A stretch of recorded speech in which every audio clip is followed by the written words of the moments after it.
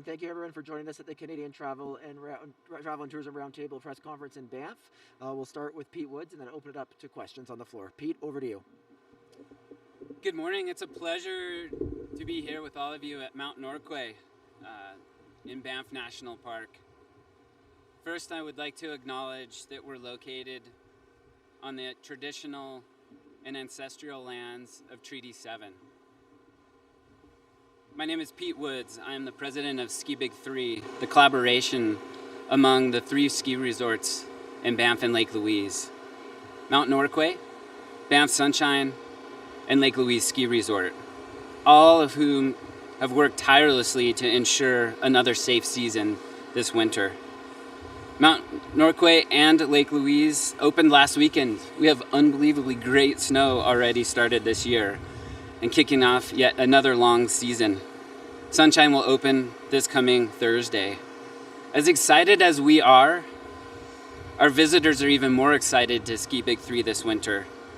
But this is being overshadowed by real challenges facing the entire tourism industry, and it threatens yet to derail another ski season here in Banff and Lake Louise. The COVID-19 pandemic has been tough for everyone, especially on businesses. The good news is we're starting to see lower case counts, higher vaccination rates, and a return to normal. As we start to rebuild, it's important that the government supports and helps in every way they can to accelerate this return.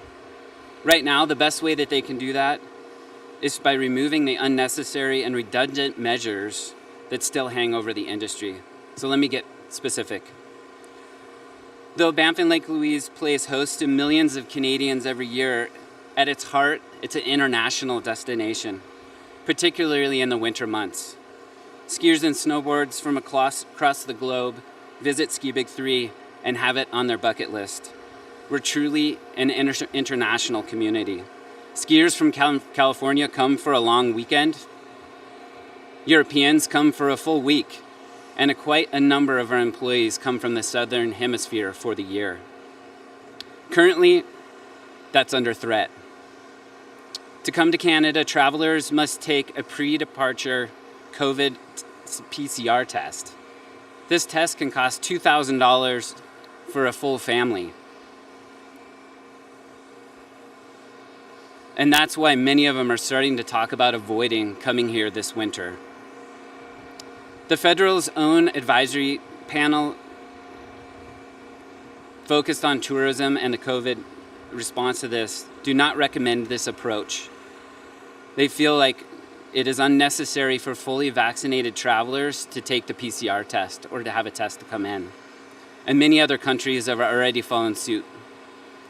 People are confused with all of these new rules. Let's streamline them and make it easier for Americans and Canadians alike.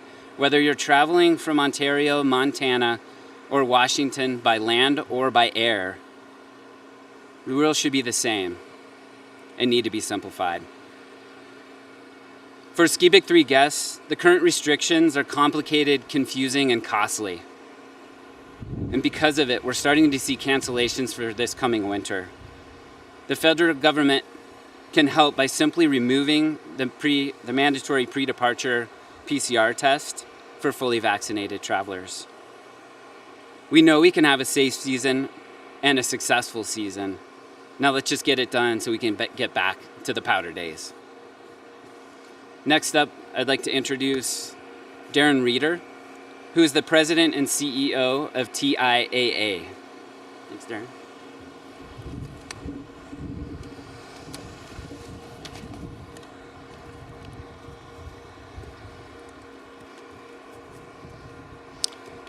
Good morning. Thank you very much for being here with us on this beautiful sunny morning in Banff National Park. Before I begin my remarks this morning, I would like to take a quick moment to thank the Canadian Travel and Tourism Roundtable for inviting the Tourism Industry Association of Alberta to be here. And I'd like to thank Pete Woods, too, with Ski Big 3 for hosting us and for the exceptional job they do in presenting our winter ski assets to the world. TIA, as already has been mentioned, is an association that represents all segments of the Alberta visitor economy. We're focused on advocating for policy supports that grow and sustainably advance the development of our tourism industry in the aims of becoming a $20 billion industry by the year 2030. Over the past 19 months, delivering on this mandate has been more difficult than ever before. From lockdowns to border closures to travel bans and stay-at-home orders, the tourism industry has been one of the hardest hit through the pandemic. As we navigate beyond the worst of this crisis, TAIA and many of our sector partners believe now is the time to start rebuilding this industry by confidently welcoming back our international guests. While TAIA has certainly been grateful to the federal government for making progress on the borders issue, the reality is Canada's rules still represent a non-science-based obstacle to international travel that runs contrary to the advice of the expert panel appointed by the federal government.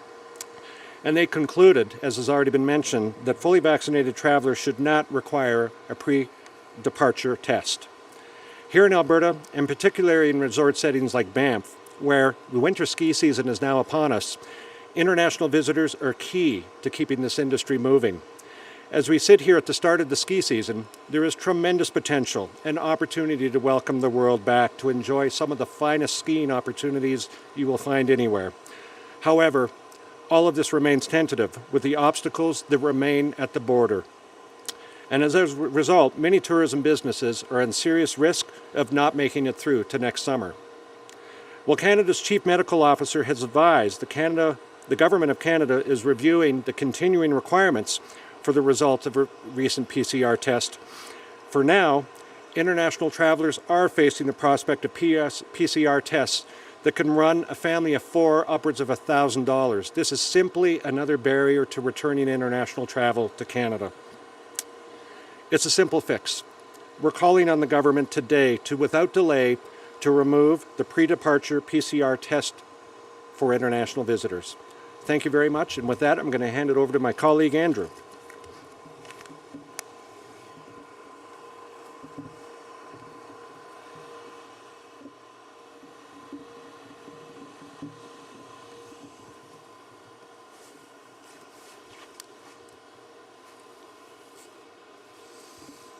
Hi everyone, my name is Andrew Maturgia and I'm the owner of Banff Soul Ski and Bike, located right here in Banff National Park.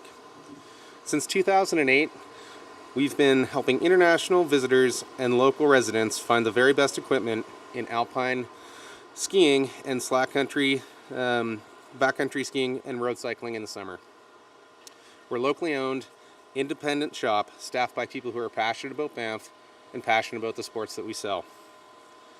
Banff Soul has evolved as a ski shop since the early 1980s, originally operating as the ski stop. While we've been here for decades, we're quite worried about the future. For small businesses like mine, we can't afford to lose another season.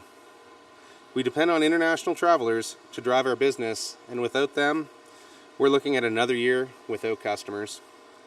Many other small businesses in our area and across the nation are in exactly the same boat. As small businesses, we did everything we could to support the pandemic effort. We stayed home, we closed our businesses, we made sure our staff got vaccinated, we implemented lots of public health protocols, and made many other sacrifices for the collective health and good of our nation. Now we ask the government to change the rules so we can begin to get back to business. Thank you very much for having us here today. And then with that, I'd like to hand it over to my friend Katie.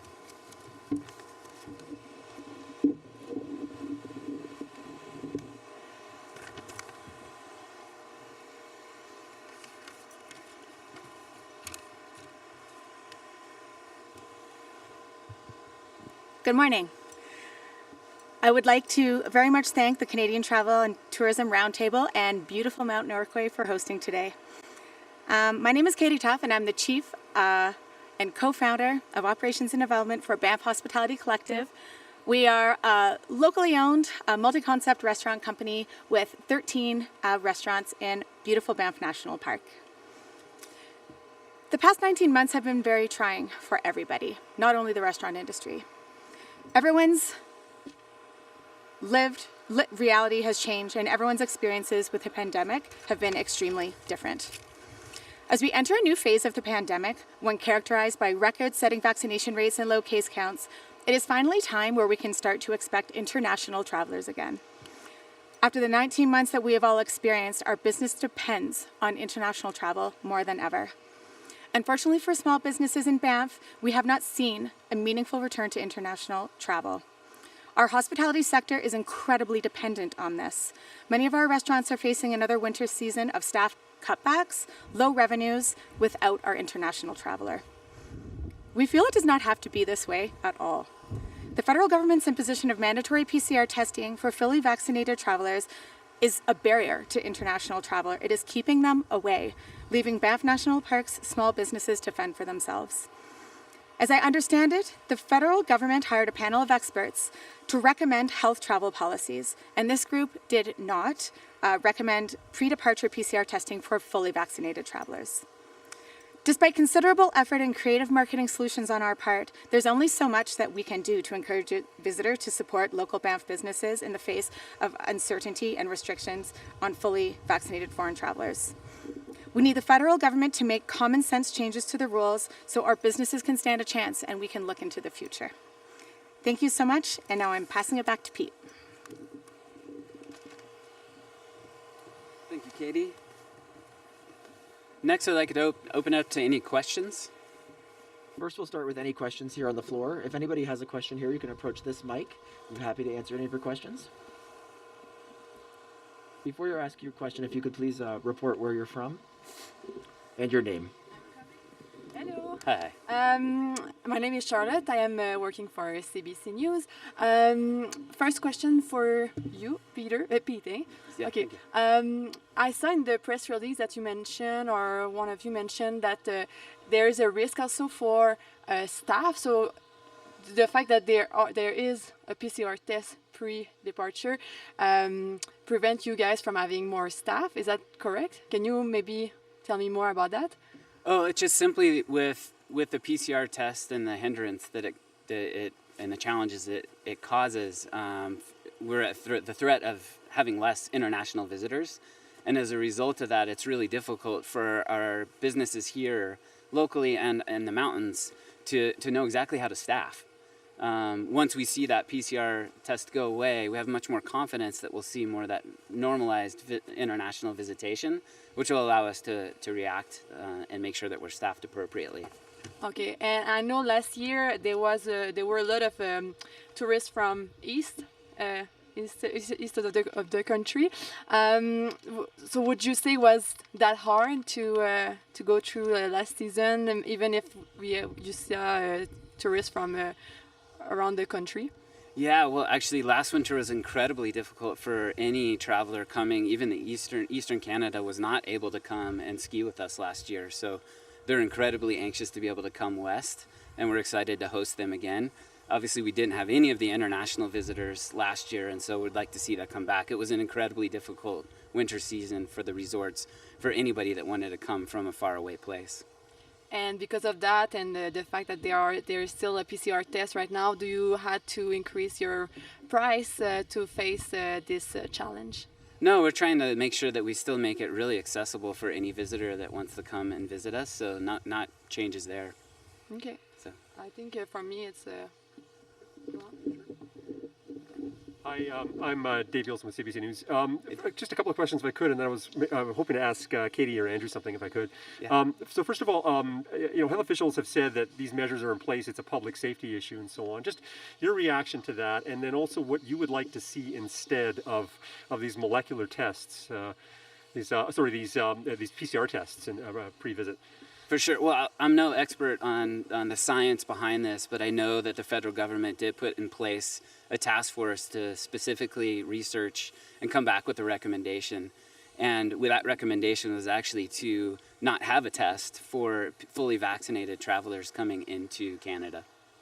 And can you give? And you're saying that you're hearing from potential visitors, customers, that they're canceling. Are you hearing specifically people saying, "We're not coming here because of these tests. We can't afford it"? What are you hearing, and how often? How many people are you hearing this from? Well, I can tell you specifically for Ski Big 3, and our focus is on the international visitor and long-haul Canadian visitor coming here.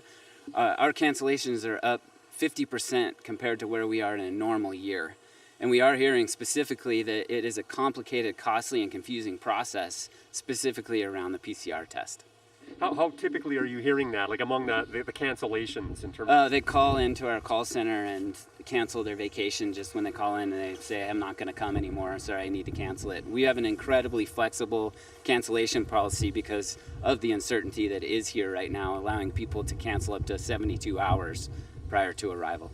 I'm just going to take one question on before I ask Katie or Andrew, but can you estimate in terms of potentially if this stays in place, what the loss could be in terms of visitor numbers or revenue for the three resorts that you represent? I think it's really challenging to say specifically what that is, other than to say that 50% down in or 50% more cancellations than what we see in a normal year would continue and not go the other way, which is, we want to see that go the other way. We want to see those cancellations stop, and we're quickly approaching critical time here because we see a lot of our American visitors coming Thanksgiving through the end of May, and that's right upon us here. So if it doesn't change soon, we will see us go.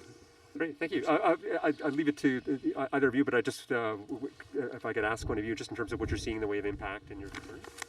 What if you care to, Katie? Can you go ahead and repeat the question, please? Oh, no, here, I'm sorry about that. I was just setting That's up okay. my camera.